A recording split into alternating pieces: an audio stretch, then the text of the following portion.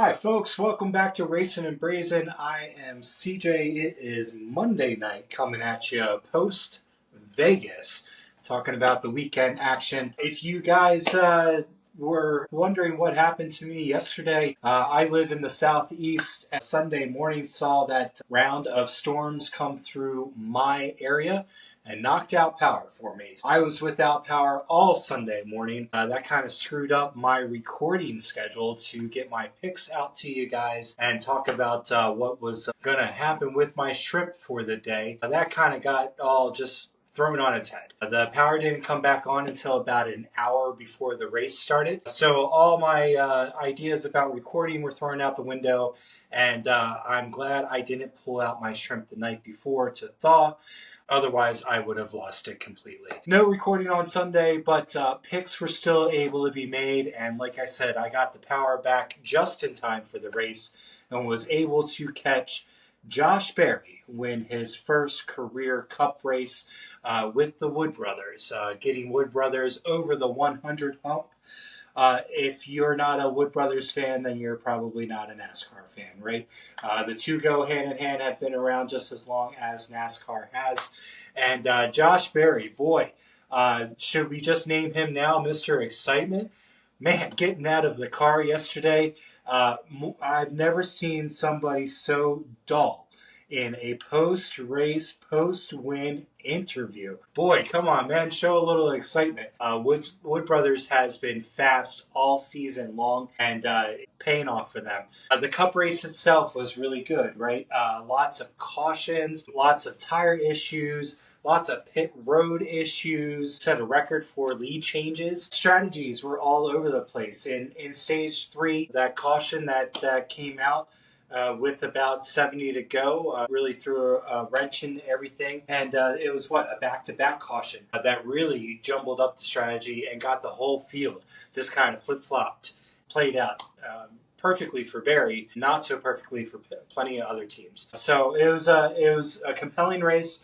A little confusing there halfway through stage 3 to figure out what was actually going on. Very exciting to watch Ryan Blaney with a fast car come through the field twice yesterday. He was on his way to doing it a third time before getting squeezed in that 4 wide and getting the worst of that.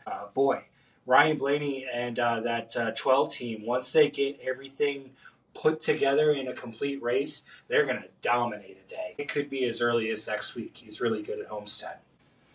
Like I said, with the power outage, I wasn't able to do my recordings, but was able to find enough bars on the cell phone to shoot a text message out to Mom for our picks for the day.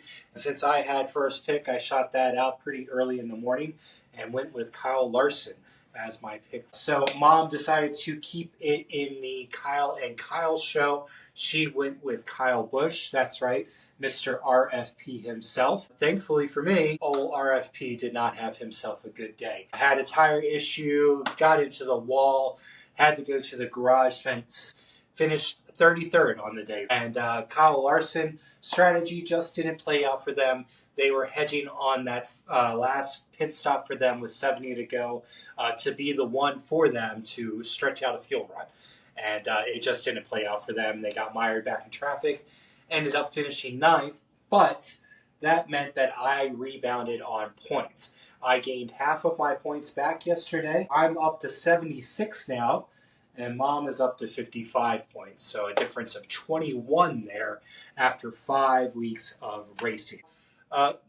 Vegas, good job. We're leaving Vegas. We're now headed back to the East Coast, going to be in Homestead next week. All 3 series are going to be there again. It's another Friday, Saturday, Sunday show. Homestead, great track, great racing. Last year's fall race was fantastic. What a finish there. Hopefully we get another really good one here in the spring race coming up. As far as the rest of the weekend went, if you guys didn't catch the Sebring race, the IMSA race on Saturday, you missed out on a good one.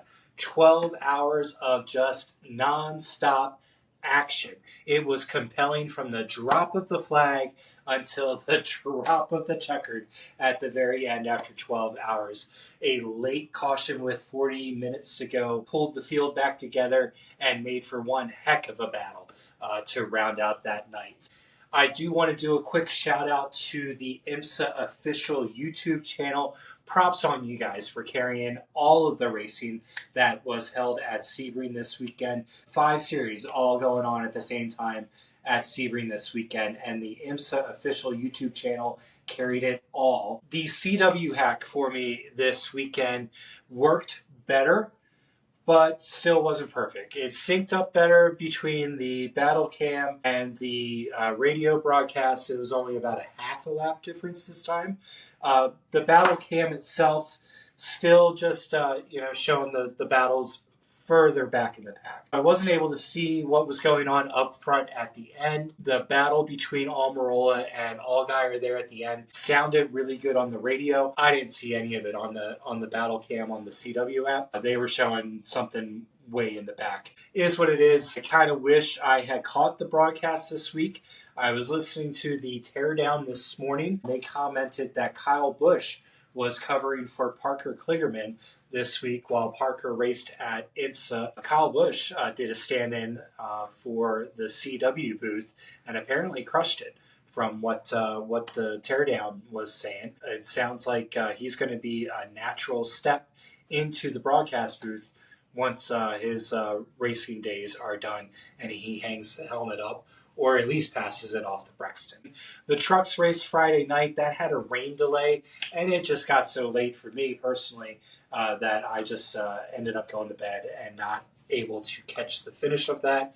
A final thing I do want to talk about before I let you guys go. If you didn't catch it yet, make a point to do so. Go watch the Carl Edwards interview on the Dale Jr. download. Watch it. Don't just listen to it. Watch his body language when Jr. is talking or asking him questions. I think it shows a side of Edwards' thought process about how he views himself, which is in stark contrast to, I think, how most of us fans view him. It shines a big light on that missing piece of time from when Carl Edwards left to where it is now with him returning to NASCAR. That's all I've got for you guys today. I am probably just going to let this upload tonight and go ahead and tackle the editing of it Tuesday morning when I have a little bit of extra time and a little more energy to do so. So this will be out on Tuesday. We'll talk Thursday night about Homestead and what to expect, give it a preview, and talk about maybe what's going to be on the menu. I don't know. Haven't even thought that far ahead yet. I got a lot going on in my world, and I'm sure you do too. But be sure to tune in. I'll be sure to get the video out as long as I have power. Thanks a lot, guys. Have a great night, and I'll talk to you again.